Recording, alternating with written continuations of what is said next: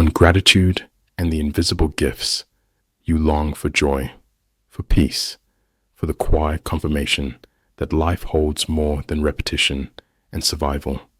But tell me, how often do you truly see what is already within your reach? We've been conditioned to pursue endlessly, to solve, stretch, and gather, as though existence is a ledger and fulfillment a distant dividend. But the soul, unlike the mind, is not fed by achievement. It is nourished by awareness. Aesop once said, "Gratitude is the sign of noble souls." And yet, in an age obsessed with acceleration, nobility often hides behind humility, its voice drowned in the static of acquisition.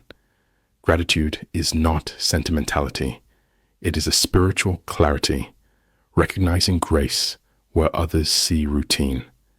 You say you search for light, but if you cannot honor the flame of a single candle, how will you ever withstand the brilliance of the sunrise? You crave miracles, yet you overlook the quiet wonder of breath, arriving unbidden and sustaining you with each invisible rhythm. The smallest things, a word unspoken in anger, a moment of undeserved safety, the resonance of laughter. These are not ornaments on the path. They are the path. If you await gratitude, you do not offer kindness. You trade it. Omar Khayyam. Thankfulness is not blindness. It does not dismiss sorrow, nor pretend injustice does not wound. Rather, it acknowledges that even amid brokenness, there exists a thread of light. Gratitude is not the erasure of pain. It is the sanctuary where pain can be acknowledged, held, and eventually transfigured. When you give thanks, you become attuned to the sacred geometry of the universe.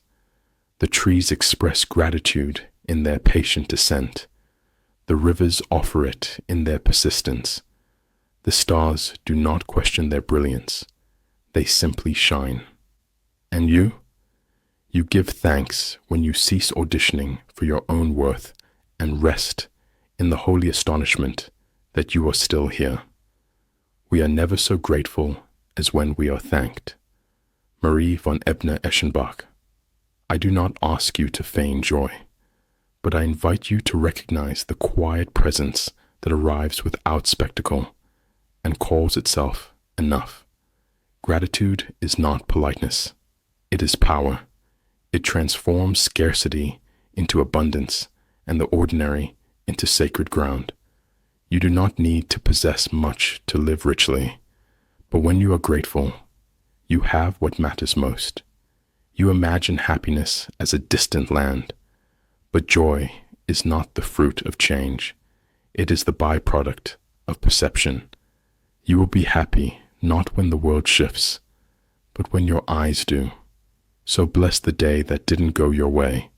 It taught you grace. Bless the stranger who held the door. They affirmed your presence. Bless the silence. It reminded you of your voice. Bless the sky, the ache, the absurd beauty of being.